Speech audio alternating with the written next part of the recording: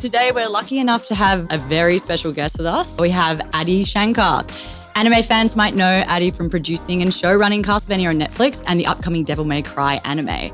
But Adi has been reimagining worlds for a long time. His YouTube channel called BOOTLEG Universe began with unlicensed fan films reimagining the dark futures of things like Pokemon and the Power Rangers universes. BOOTLEG Universe has since become a fully fledged media company, and Adi has just released a brand new series called The Guardians of Justice, a satirical mixed media series featuring what appears to be a rather familiar-looking superhero team, but subverts expectations at every turn. The Guardians of Justice will save you.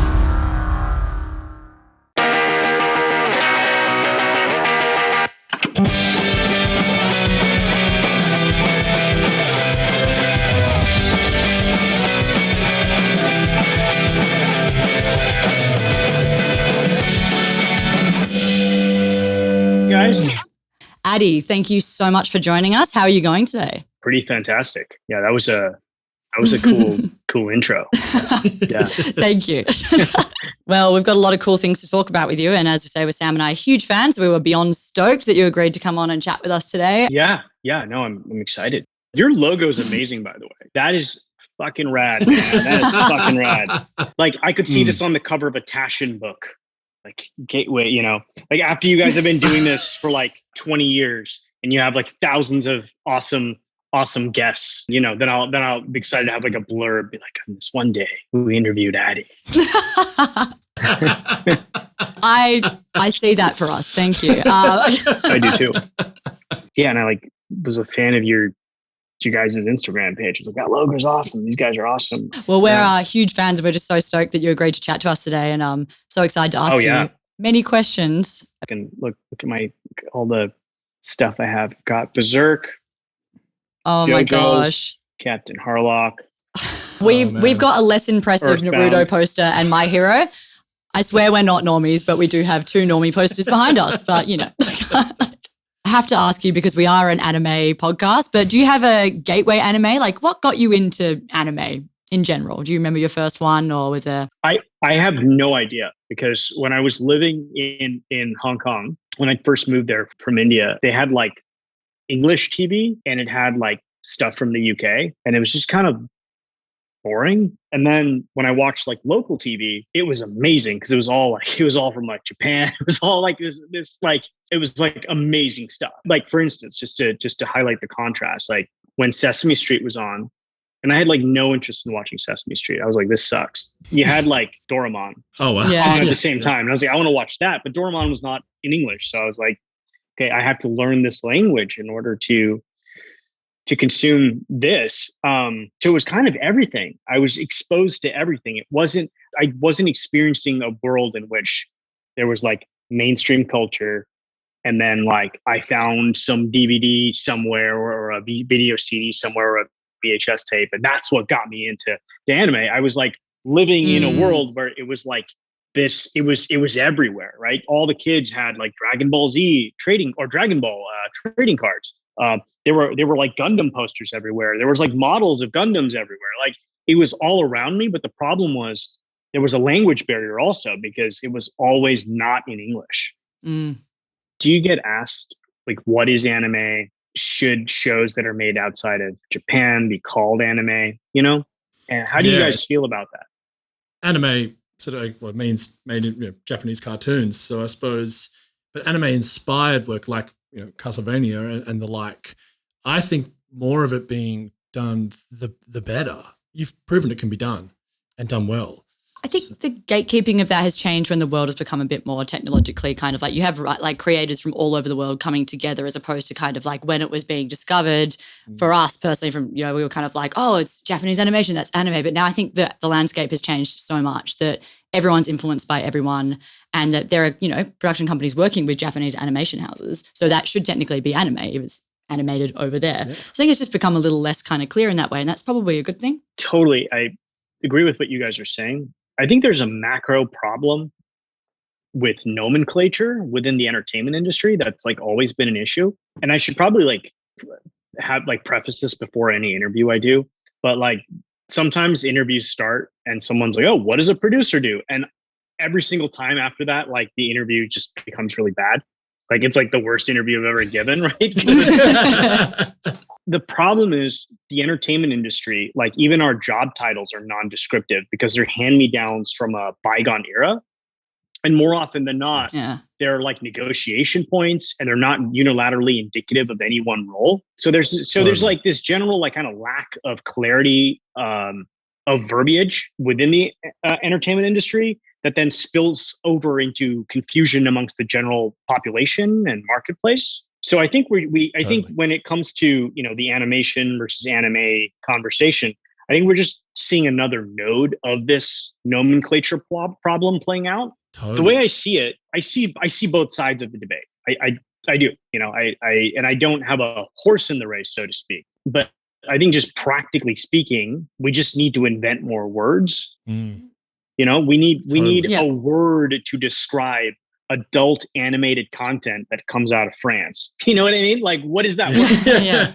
We have animators from emerging countries like India that need a word to protect their, and it's a form of protection, right? Because we need a word to protect their work from the cultural biases against cartoons. Yes. Yeah. 100%. Right. Because you've got like boomers with checkbooks who believe cartoons are for kids. So we need a word to explain to those people that, okay, well, we're not making a cartoon and we're not making porn. Yeah. Because adult animation, like that is such a sloppy word. Like, at a certain point, someone invented the word thriller. Like, what kind of movie are you making? I'm making a thriller. Then someone went psychological thriller.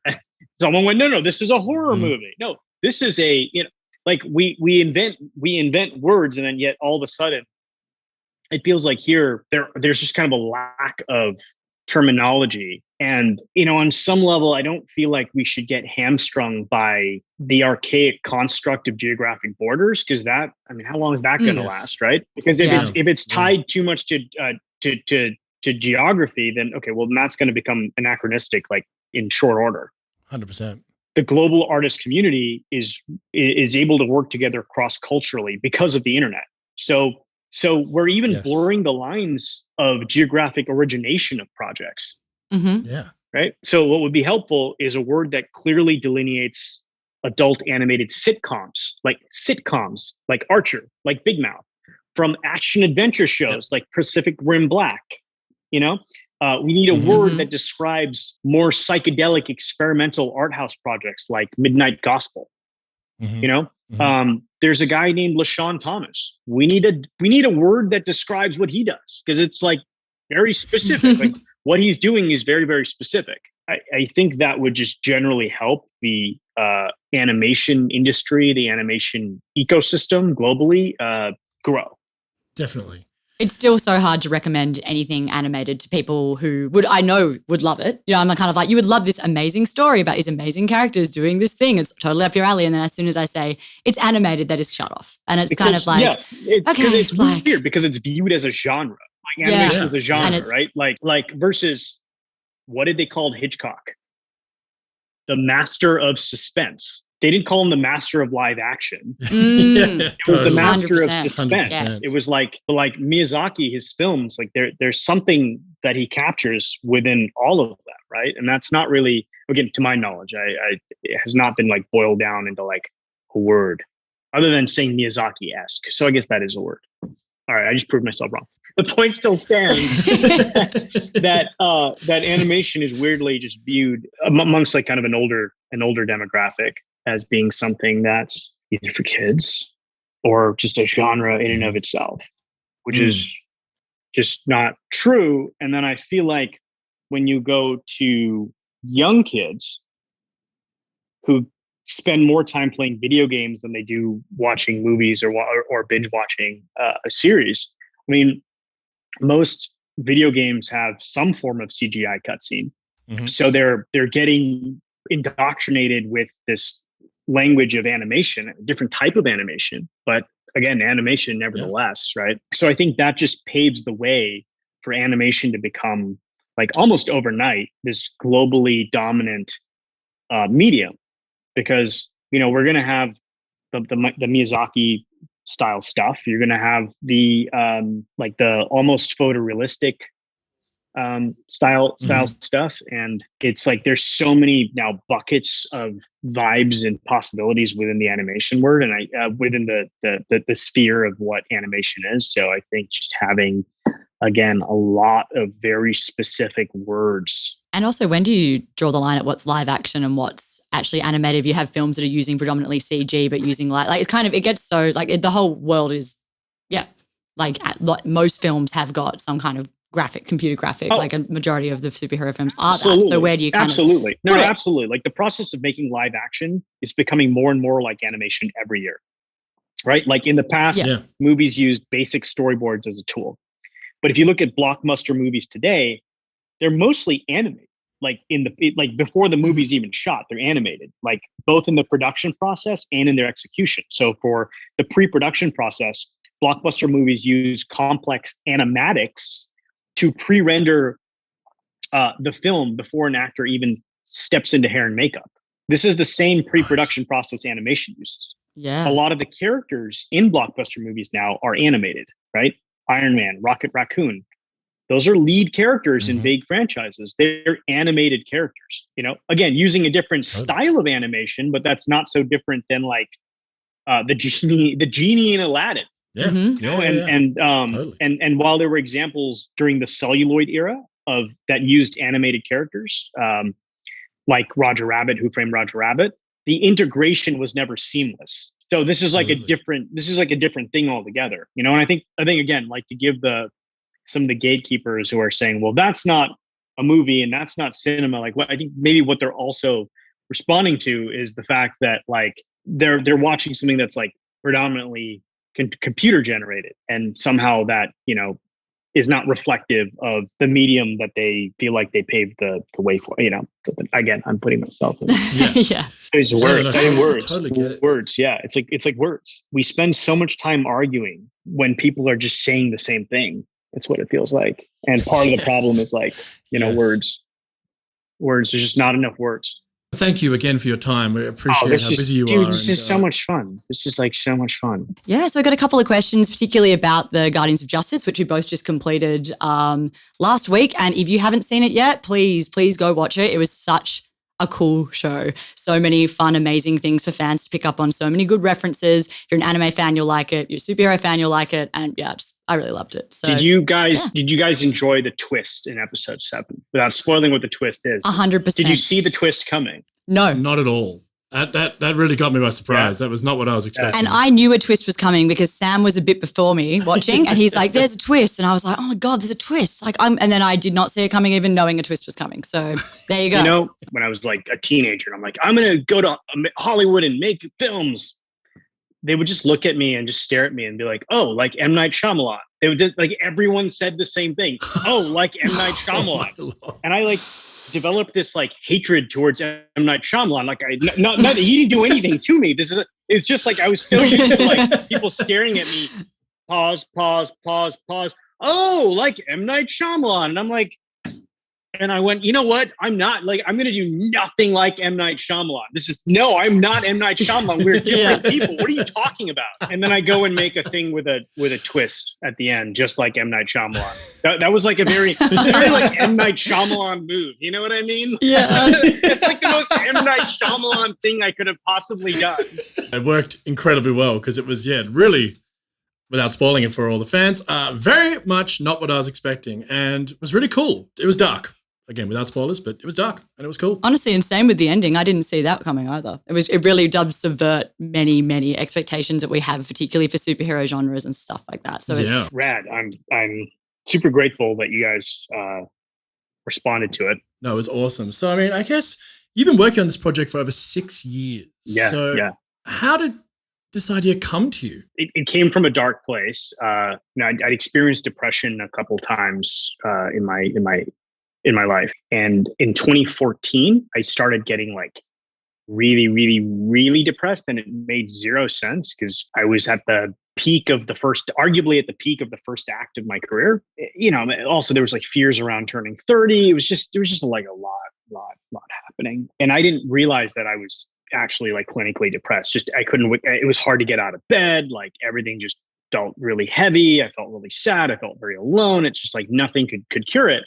And then finally, I went and saw a doctor, and the doctor took one look at me and said, dude, you're depressed. Like, dude, we got to put you on something like right away. And I'm like, okay, well, what is it? And they said, well, it's a thing called Zoloft. Nothing happens right away. But then like within a few hours, all of a sudden it started feeling like Wizard of Oz. Things became colorful all of a sudden. Like color started coming back. You know what I mean? Like I felt hopeful again. And as that was happening, because I'm a nerd, I went, well, what would have happened if I was Wolverine and my body couldn't metabolize the Zoloft? Because, Wolverine can't get drunk because he's got that healing factor, right? But, Wolverine's healing factor is also psychological. So Wolverine probably wouldn't get depressed. And then I immediately went, well, what about Superman? Like, what if Superman was dealing with this? And he's an alien. So like, it's not like Big Pharma's out trying to like sell Superman stuff, because the economic benefit of selling prescription medication to Superman it's a pretty small market. And yeah, that's where the idea came from. The second part of that is obviously the detective story. At that point in my life, again, we're talking 2014, 2015, Phil Joannou, who's an amazing filmmaker. We did the Punisher Dirty Laundry short film together. Phil was a mentor to me, and he really loved detective stories. Thomas Jane, who played the Punisher, again, legendary actor. Tom and I used to spend a fair bit of time together back then, and he was really into detective stories. I had another gentleman who worked with me named Richard, more of a behind the scenes guy. Richard, like he would always talk about LA Confidential and other detective stories. And so I was around these older men who love detective stories. And on some level, you make things for like your friends. And I wanted to like make a detective story for them because at the same time, all these people love detective stories, but would complain about superhero stories. You know what I mean? They're like, superheroes there? I'm like, okay, well, I'm going to do a detective story. And it's gonna be very personal, so you all have to watch it. Otherwise, I'll like guilt trip you into like, you know what I mean? You guys want to watch a show about what I was going through? They're like, yeah, totally. Here you go. You know what I mean? So the Guardians of Justice really felt like an extension of the YouTube channel for Bootleg Universe. But how does it feel to now have a completely different audiences, like on Netflix compared to your YouTube audience? This show very much feels like an extension of all those like pirated, unauthorized, cease and desist inducing fan films that I was doing, right? Which it absolutely is. It comes from the exact same place. When I started the process, I didn't necessarily go, oh, this is going to be on Netflix. I don't know if Netflix puts it on a bigger platform or an equally big platform, right? Because like YouTube's free. Yeah. Right. So anyone can watch it. Now it's behind a paywall. So I don't know if it necessarily felt like a bigger platform. It just feels very different. It feels, I personally like it because I think it's funny that like I made a fan film and now it's on an official thing. You know what I mean? And they're like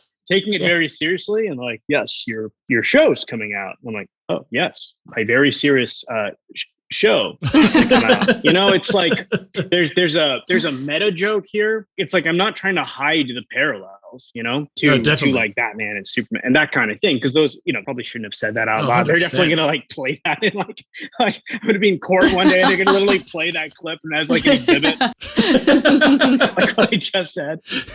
So obviously this is a very heavily mixed media project and one which I don't think people are used to seeing at this scale. It is obviously a way of incorporating your love of anime and video games and wrestling and all these sorts of millennial things, I mean, obviously in episode 5, I think when Z fights Marvelous Man, very much a Dragon Ball Z moment in there. Was there any particular anime that kind of influenced you in making this or throwing in there? Like, I have to put this one in there. Or was it just kind of a general feel? I mean, I think the whole thing is a live action. It's a cartoon. And then when it pivots into live action, it's still like a cartoon. I mean, it's not like these actors are giving like grounded performances. I mean, they're very emotionally present and they're bringing it on that level. Again, I brought on like some pretty dope actors who agreed to do this. They were directed to play it big, much like a cartoon.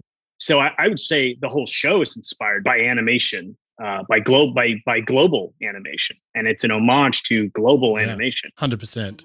I think I saw a video of yours recently. You're talking about the Saturday cartoons, and you can see so much of that in the animation style. Absolutely. And you're right. I think it's such an interesting thing to explore, because it was a big part of people our age's childhood, and I think it was so cool seeing that. Yes, absolutely. So I don't know if Spider-Man and His Amazing Friends would necessarily hold up. Like, I don't know if the generation that watched that cartoon as kids would then in adulthood go back and revisit it. But like, dude, the X-Men animated series is still awesome. It's still the good, best. right? So you're like, why the fuck did this go away? Like, did you expect us to like stop liking this and now graduate into watching like period dramas? I mean, I'm like, I don't understand. Like, bring me more X-Men the animated series, and I'm so glad it's coming back. 100%. Probably the best theme song. Oh yeah, of any show. yeah. Why was that not even in the movies? Yeah. You know, it was like when the Halo games stopped using the Halo theme, and you're like, Yeah, like so. it's like So what next? Like Absolutely. the next Mortal Kombat game doesn't involve fighting. Like,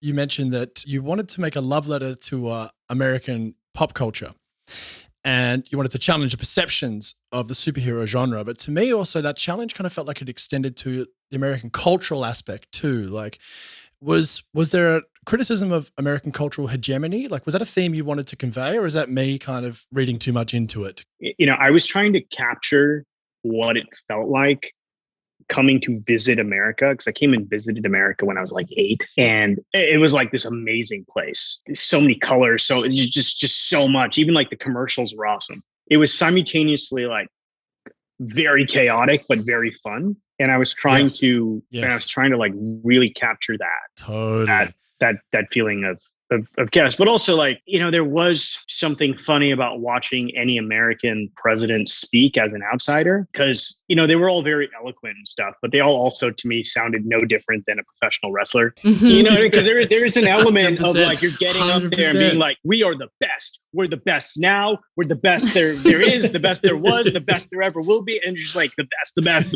But you're like broadcasting it worldwide, right? So other people are like eating popcorn, like, I clearly think they're the best. You know? So there's a humor there. There's a humor there. And even like the way the American president speaks in the show, like I literally just gave him John Cena dialogue. Totally. You know, like John Cena would go to the ring and be like, if you want some, come get some. I'm like, the crowd loves that. It doesn't really make any sense, but the crowd loves it. I was like, well, it'd be funnier if the president says it. I'm a huge wrestling fan from my 2 eras, Attitude Era and the Invasion Era, man, and DDP, of course. You know, so good to see him given such a great role in media like this. And he was so incredible. I thought it was absolutely fantastic. It's just so cool to see this represented. There are a couple things as an outsider. Quick backstory, like I was born in India, but then I grew up between like Hong Kong and Singapore, and spend a little bit of time in the US and just moving around all over the world, right? So I simultaneously feel like somewhat like an American, but I also feel like an outsider at the same time. So it gives me this outsider perspective. One of the things that I never understood was it almost felt like a hatred towards wrestling. People would almost get angry that wrestling existed, you know, but I'm like, how is this any different than any other form of entertainment? It's the same thing. And like, people would go on about how it's fake. And you're like, well, obviously it's fake. Like that dude's like dead and he comes back to life and he's burying his brother who shoots fireballs alive. Like that's not, like, what are you talking about? But they would get like really upset about it. You know what I mean? They're like, that's fake. Yeah. They're like, okay, dude, calm down. I know. And then, and I didn't get it. And then I think as time went on, I felt like there was almost like an element of snobbery, because wrestling in a lot of ways, it's blue collar theater. The audience is very blue collar, or at least was historically. So in a way, it's like a rejection of blue collar culture and blue collar art. Yeah. So I found that totally. Kind of interesting. But then also when you talk about like our generation, that just didn't apply, right? Like I thought rednecks were awesome. Stone Cold is amazing. I'm like, I want to meet rednecks. He's the best. This guy's awesome. You know what I mean? Like I didn't know what a redneck was. I didn't, they were like, I'm like, oh yeah, I want to be a redneck. This is amazing. And like a lot of the caricatures that were embodied in wrestling, again, I didn't have the social connotation. So I just thought it was all cool. I'm like, oh, that's awesome. So inherently theatrical. Yeah, You're right, which lends itself so well to a mixed media project like Guardians. I feel like that kind of idea of the wrestling and snobbery around it is interesting. I feel like people had that for comic books and superhero things about 15 years ago, and now it has become kind of the mainstream sort of cinema. There is still that. There's like gatekeeping. Yeah. Like, what is a movie? I'm like, what? Like the older generation wants to play like Oxford Dictionary. They're like, well, it may be 90 minutes long, but it's not a movie. Yeah. I feel like creating new words is helpful. So older generations can still hang on to, their nomenclature. And then all of a sudden there's like, it's like we're constantly creating new things and then like naming them versus creating things and then not naming them. And then all of a sudden there's like a debate as to like whether it's this old thing or if it's not this old thing. We'll just call it a new thing. Yeah. Kind of again, like professional wrestling, sports entertainment. That was like a new word that was created to say, no, okay, well, it's not that. Now it's this is a new thing. You said that once in an interview that you were on a crusade to make animation viewed on the same level as serious dramatic entertainment. That's what we're talking about. So that quote really resonated with us. And one of the reasons we actually started this podcast was to kind of break down the stereotype that animation is just for kids. Definitely that feels to me like part of the motivation for making this project, right? Like kind of just being like, this isn't just for kids, comic books, that's low culture, in inverted quotation marks. It just feels like this can be anything, as you're saying. You don't need to label things; it can just be. And I think you did that so well in Guardians. Oh, thank you. There was another thing I was playing with in Guardians. There's like an A movie aesthetic, like an A movie production. Like look at like Jurassic Park, and then you also have like a B movie aesthetic or a C movie aesthetic. You guys know what I mean, right? Like when I say that, totally. Those are just choices. Sure. Those are literally just choices. I also found it confusing that the general public associates the A movie aesthetic as good and the B movie aesthetic as bad, when those are just choices. They're literally just choices. It's like, okay, am I going to wear my hair with hair gel or not? So I wanted to challenge that with the Guardians of Justice. I wanted to make something that was like philosophical, politically layered, morally nuanced, but really just paint it with this B movie veneer to create the feeling of like trashy fun. Totally. I think one thing that struck me was that it was mixed media, which is, as we were saying before, like you rarely see it in long narrative form. And even though the references were there and everything, it just like the uniqueness of the show really stood out. It was like quite original. I appreciate the statement. I was just trying to do something that reflected how I experienced reality. Like my memories feel very like mixed media. It doesn't feel like there's like a consistent tone happening all the time, whether it's like a positive memory, a negative memory, like a more surreal moment versus a darker moment. The people that know me very well who've watched the show go, wow, this is exactly what having a conversation with you feels like. So I was able to kind of capture that and meld it with the experience of like immigrating and experiencing America for the first time, where you're like, whoa, there's all this like cool stuff. And I lived in these amazing cities and these amazing places, but I'd also like lived in these cultures which were pretty homogenous. You had like kind of a lane and everyone kind of stuck to it. You didn't have really like wacky characters. Then all of a sudden I come to this place that's like hyper individual. It's all about the individual and all about the individual expressing their individuality, right? Which was like amazing. Totally. I noticed that the series had a lot to say about modern media and the means of communication. So, we're talking about before of like what a movie is thought to be. Like, what are your thoughts on where current global media trends are heading? I mean, do you see things changing? I mean, streaming services have changed everything. Do you see another change on the horizon coming? Is that something you're looking to utilize or exploit? Something I'm looking to exploit for my own gain. Yeah, look, I think the world in 10 years just is going to be completely unrecognizable. Like we think streaming has changed a lot, and obviously it has. Once people have contact lenses, that are basically TV screens. Once people have brain augmentation, it's just a completely different ballgame.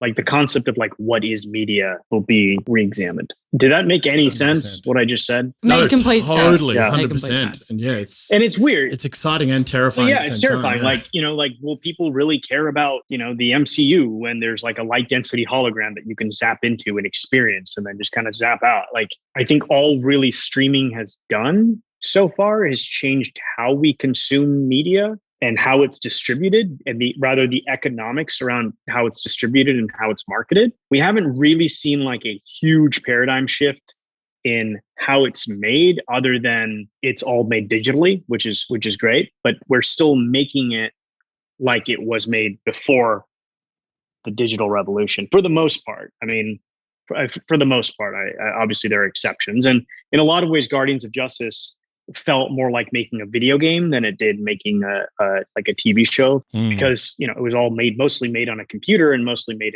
in post production, which was just kind of collating all these assets and cutting them together. But yeah, I think the very nature of what is entertainment, what is media, it's about to go through another paradigm shift, because the human experience is about to go through a paradigm shift. So how can it not change everything? I did want to ask you one quick question. Yeah.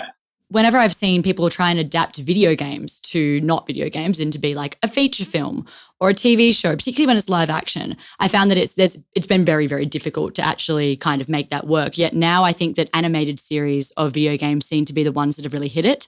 And obviously you are experiencing that as someone who adapts a lot of video game content. Do you have any kind of feelings as to why things like Arcane and Castlevania are the things that have been taking off for video game adaptations? Any theories on that? Oh man, I could talk for hours about this. But I feel like on one hand, right? The movie the Stephen King movie, right? And then the movie series, the Harry Potter movie series, they both come from books, but you wouldn't go like, oh, they're so similar. No, so it's the same thing with video games. There's no one size fits all thing, and then and sometimes like and because just like every book is completely different, every game is completely different. Yeah. Some games have like really strong characters, but no lore. Some games are all lore without strong characters. Some games are like more like an engine, where it's like a great engine. There's an awesome mechanic there. So again, I just don't think there's like there's not a one size fits all approach. Yeah.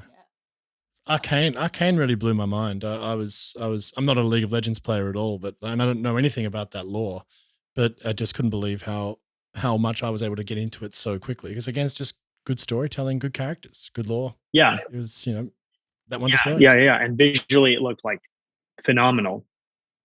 Oh, incredible. It's weird because I feel like video game companies should just be making their own movies and TV shows. Yes.